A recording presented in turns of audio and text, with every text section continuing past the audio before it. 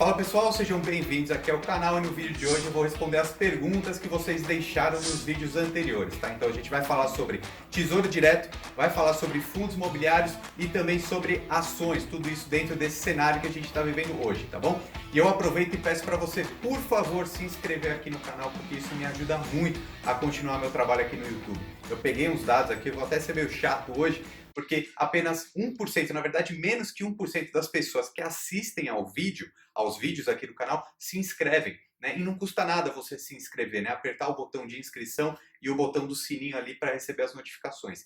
E isso ajuda muito aqui para o YouTube entender que esse vídeo ele tem conteúdo para ele compartilhar com mais pessoas, tá? É só assim que a gente consegue continuar nosso trabalho aqui. Além de fazer bem para você que vai receber as notificações sempre que eu postar novos vídeos, né? Eu posto 3 vídeos por semana, sempre com essas atualizações do cenário da economia, do mundo dos investimentos e também da educação financeira como um todo, tá? Então, por favor, se inscreva aqui no canal, curta também esse vídeo, compartilhe e deixe os seus comentários. Como eu sempre digo, eu posso não responder os comentários ali sempre, todos eles, porque são muitos, mas sempre serve para eu fazer novos conteúdos, beleza? Então vamos lá para as questões, para as perguntas de hoje. Eu vou começar com a pergunta da Débora, uma pergunta bem completa, mas acho bem legal trazer porque vai poder detalhar muita coisa, né? É a princípio sobre o Tesouro Direto, mas passa muito sobre vários índices, né, como a Selic, a inflação, etc. Vamos lá. O que faz a Selic subir e descer? Né? Então esse aqui é o primeiro ponto, já vou repartir a pergunta dela em várias. Né? O que faz a Selic subir e descer? Né? Quem determina a taxa Selic, a taxa básica de juros do país, é o Banco Central. Né? Então é o órgão lá de Brasília que determina isso. E ele faz isso através das reuniões do Copom que acontecem de tempos em tempos. Então, hoje, enquanto eu gravo esse vídeo, a taxa Selic está determinada em 3,75% ao ano, ok? E é uma grande média ali, um referencial dentro do mundo dos investimentos, tá? Eu digo que é sempre a régua. A régua do mercado é a taxa Selic, que hoje está em 3,75%. Né? E o que faz ela subir e ela descer? Basicamente é um instrumento, né? A taxa Selic é um instrumento que o Banco Central tem de controlar a economia. E isso se baseia muito na taxa de inflação, tá? Então, o que, que acontece? A taxa Selic, o sonho de todo governo, de todo banco central, é que a taxa de juros básica esteja sempre muito baixa. Quanto mais baixa, menor. Né? Até porque é o valor do dinheiro do tempo e o próprio governo, a própria dívida pública de um governo, ela acaba ficando mais baixa se a taxa de juros for baixa. Né? Então, porque, por exemplo, o Brasil ele tem dívidas, né? Ele tem dívidas internas, tem dívidas externas, e tudo isso tem uma taxa de juros. Né? Qualquer dívida se cobra uma taxa de juros. Se a taxa de juros básica da economia for mais baixa, é como se essa dívida fosse menor. Né? Então, todo e qualquer banco central, qualquer governo vai tentar baixar a taxa Selic, a taxa básica de juros. Mas o que, que acontece? Se você baixa muito essa taxa Selic, normalmente as pessoas vão consumir mais. Por quê? Pô, se a taxa ali de juros é mais baixa, você pode comprar eletrodomésticos, carro, casa, etc. Qualquer compra a prazo, na teoria, fica mais barato. Então, quando você baixa a taxa Selic, aumenta o consumo. Se aumenta o consumo, normalmente aumenta a inflação, que é o aumento dos preços. Porque se tem muitas pessoas comprando determinado item, aquele item automaticamente fica mais caro, né? A lei da oferta e da demanda. Então, o Banco Central ele usa a taxa Selic, a taxa básica de juros, para controlar o aumento da inflação. Então, por exemplo, enquanto eu gravo esse vídeo aqui, a inflação está super baixa, na casa dos 3% ao ano, né? Que é uma inflação bem controlada. Então, o governo, o Banco Central, na verdade, ele tem esse poder, essa capacidade aí de diminuir a taxa Selic, por quê? A inflação não está descontrolada. Se a inflação aumenta muito, a taxa Selic aumenta. Tá? Então, o que, que faz a taxa Selic aumentar ou baixar? A inflação, né? O consumo das pessoas e o aumento generalizado dos preços. Então, primeiro é a inflação e depois é determinada a taxa de juros. Ok?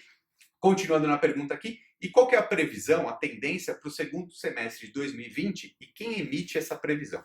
Legal. A previsão aqui para o segundo semestre de 2020 é que a Selic pode até baixar um pouquinho mais. E quem que faz essa previsão? Óbvio que todos os economistas, analistas do mercado, mas há um consenso dentro de um boletim que se chama Boletim Focus. E ele fica disponível toda segunda-feira dentro do site do Banco Central. Então pega ali opinião ali de 100 economistas e tira uma média para ver qual que é a previsão do mercado para os próximos meses, para os próximos anos, né? Óbvio que é apenas uma tendência, nada disso é certo, porque ninguém consegue prever o futuro, mas existe essa previsão. Então a previsão da taxa Selic no final de 2020 é que esteja em 3,25%, isso pelo Boletim Focus, tá bom? Então a gente precisa deixar bem clara aí essa diferença do que é uma previsão e do que é a determinação, né? Então o Banco Central determina na reunião do Copom quanto que é a taxa Selic, hoje 3,75.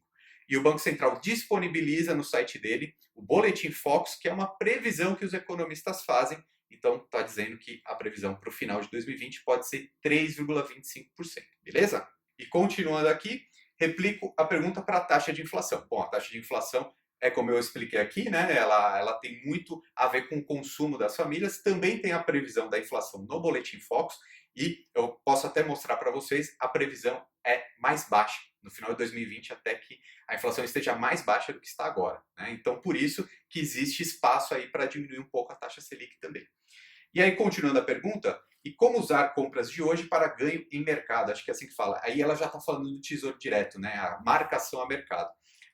Como eu disse, já expliquei em outros vídeos, dependendo do resultado ali, tanto da Selic quanto da inflação, você pode resgatar, vender antecipadamente seu título do Tesouro Direto e ter algum tipo de lucro, tá bom? E é isso que ela está perguntando aqui. Como que começa a analisar esses pontos para saber se vale a pena vender com a marcação a mercado antecipadamente, tá? Então, primeiro, né, é bom analisar que essa marcação a mercado muito acontece pela tendência, tá? Muito mais pela tendência do que pela determinação. Então, quando acontece assim, olha, a taxa de juros básica da economia caiu hoje, isso já não vai fazer tanta diferença assim. O que faz a diferença? A tendência. É óbvio que aquilo que é determinado hoje influencia a tendência futura, mas a gente tem que sempre pensar qual é a tendência, e normalmente nem é a tendência de curto prazo, né? Nem é essa tendência até o final de 2020, aí de 6 meses, 7, 8 meses, não é nesse curto prazo. Normalmente é uma tendência maior, né? Por mais que fique difícil, cada vez mais difícil com o longo prazo, saber qual é a tendência, normalmente essa marcação a mercado ela é determinada por uma tendência maior, né? E aí ela traz até um exemplo bem prático aqui, que aí eu acho que vai ficar mais fácil da gente entender, né? Ela comprou um título do Tesouro IPCA, que vence em 2035, com uma taxa pré-acordada ali de 4,40 mais o IPCA, né? E aí ela pergunta aqui, se os juros aumentar, a tendência da inflação será o quê? Bom, aqui a gente já tem que fazer essa intervenção, né? Se os juros aumentou, quer dizer que a inflação já tinha aumentado antes, ok? O Banco Central só determina o aumento da taxa de juros se a inflação aumentou antes, tá? Com isso, os investimentos comprados a IPCA mais 4,40 tende a aumentar ou a diminuir a taxa? Então vamos lá, né? Se a inflação aumentou, né? Então, se a taxa Selic aumentou, é porque a inflação aumentou, né? Nesse cenário hipotético. Se a inflação aumentou, quer dizer que se você quiser comprar amanhã um título do Tesouro IPCA, provavelmente ele vai estar cobrando mais. Quer dizer, na verdade, ele vai estar te prometendo um lucro maior do que esses 4,4. Talvez ele esteja oferecendo ali 5,4. Por quê? A tendência da inflação aumentou, né? Então, um título negociado vai prometer um retorno para você um pouquinho maior também.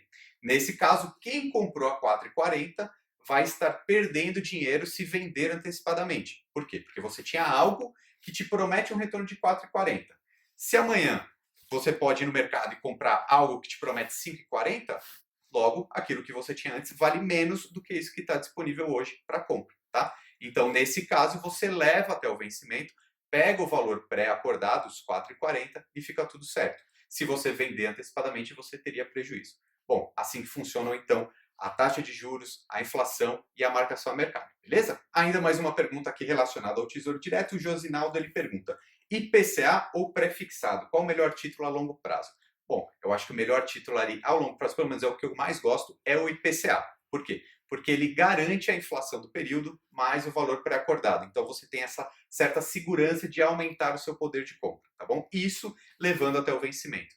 Se alguma coisa do cenário econômico mudar, qualquer um dos dois títulos, pré-fixado ou IPCA, podem ser bons na marcação a mercado, né? Mas eu prefiro o IPCA porque, pelo menos, se eu precisar levar até o vencimento, eu costumo gostar dessa garantia aí da inflação, né? Da garantia de meu poder de compra continuar mais alto que a inflação. E o Michael, ele está perguntando aqui, não seria possível perder dinheiro no tesouro pré-fixado, projetando uma alta da inflação acima de 10%, por exemplo? Exatamente, né? Tem essa possibilidade também. Por isso que eu gosto mais do IPCA. Porque se você compra um pré-fixado, por exemplo, de 9% ao ano, né? Digamos que ele está te prometendo 9%. Se a inflação, de repente, um ano for 10%, o seu poder real de consumo, quanto realmente seu dinheiro aumentou, nada, menos um, na verdade. Né? Porque você ganhou 9% na sua aplicação, mas a inflação cresceu 10%. Então, todas as coisas que você vai consumir ficaram mais caras do que aquilo que você ganhou. Né? É óbvio que não existe essa perspectiva de uma inflação crescer 10%, mas na teoria eu gosto mais do IPCA, porque ele protege contra essa inflação. Mas na marcação a mercado, o pré-fixado também é uma possibilidade de lucro com essa marcação a mercado, tá bom? Desde que você compre a uma taxa de juros, né? E no futuro ela fique mais baixa, tá? Se tiver uma tendência de baixar a taxa de juros, você ganha dinheiro na marcação a mercado com o pré-fixado, beleza? Então vamos para as outras perguntas agora falando sobre ações e fundos imobiliários, né? O Hélio está dizendo, eu estou começando no mercado de ações agora, tenho R$ 25.000 para investir e R$ 500 todos os meses para aplicar. Então, já faço aqui uma pausa. Você está coberto de razão. Exatamente esse é o segredo do sucesso. Poupar e investir todos os meses, independente do valor que você tem para começar. E ele quer investir para no mínimo 20 anos. O que é mais importante? Comprar as ações pensando na valorização ou nos dividendos, né? Legal também que você tem o tempo a seu favor, você só precisa desse dinheiro aí daqui a 20 anos.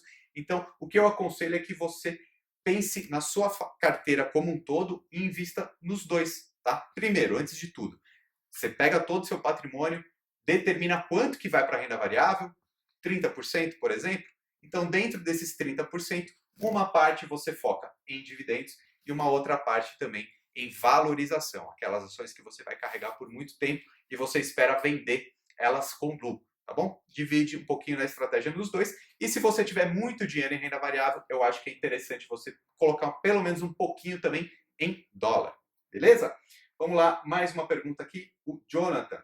Os dividendos das ações também são isentos de R? Sim, isso aqui é legal a gente explicar, né? Os dividendos tanto das ações quanto dos fundos imobiliários, só os dividendos, aquele valor que cai direto na sua conta, esses são isentos de IR, sim. O Eduardo está perguntando o seguinte, se eu nunca vender meu fundo imobiliário, eu não preciso declarar no imposto de renda? Nem na compra, já que os rendimentos são isentos? Aqui tem uma confusão, tá? Os rendimentos, os dividendos, então esses rendimentos que caem na conta são isentos sim, tá? Então você não precisa pagar imposto de renda. Agora, declarar, sim, todo mundo é obrigado a declarar o imposto de renda, aquela declaração anual que normalmente acontece em abril, mais ou menos. Você precisa mostrar para a Receita Federal o que você tinha. Não quer dizer que você tem que pagar imposto, mas você tem que falar assim, olha, eu sou dono de tantas cotas de determinado fundo imobiliário. Então, tem que declarar sim. Agora, a Elinete e o Daniel estão bem preocupados com a questão dos dividendos, né? Eu ouvi dizer que devido à crise, os FIIs não vão pagar mais dividendos, é verdade? Então calma, né? Alguns fundos imobiliários disseram que eles não vão pagar mensalmente, mas vão pagar semestralmente, né? E não são todos, tá? É especificamente alguns fundos, principalmente aqueles fundos de shopping, por causa desse momento de isolamento social, que vários shoppings fecharam, né, ao longo do Brasil inteiro. Então, esses fundos desses shoppings falaram o seguinte, olha, vou segurar um pouco esse lucro que eu tenho nos próximos meses, porque vai ser difícil, muito desse dinheiro não vai entrar, porque os shoppings estão fechados, né? Então, pela lei, né, os fundos imobiliários têm que repartir 95% do lucro com os cotistas dentro do mesmo semestre, ok? Então, o XPML, por exemplo, soltou um fato relevante dizendo que ele vai pagar só no fim do semestre o lucro que ele tiver, né? Se ele tiver pouco lucro, ele vai compartilhar e ele vai distribuir pouco dividendo, tá bom? Então, vamos ficar com calma, não quer dizer que os fundos imobiliários falaram que não vão pagar mais dividendos, né? Alguns fundos especificamente, se eles não tiverem lucro, eles não vão pagar e alguns estão apenas adiando um pouco, beleza? Então, compartilhe esse vídeo com seus amigos, deixe sempre as suas dúvidas aqui nos comentários e, por favor, se inscreva aqui no canal, porque assim você ajuda muito o meu trabalho aqui no YouTube. Valeu, um abraço e até mais.